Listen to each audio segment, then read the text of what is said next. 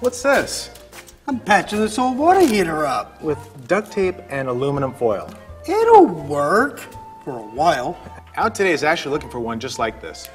You finally get my repeat business plan, huh? No, OutToday is looking for the oldest unit in our area. And we'll replace it with the free tankless water heater. Why? What are you, a do-gooder? The search for the oldest water heater in King and Snohomish County is on. Enter at OutToday.com.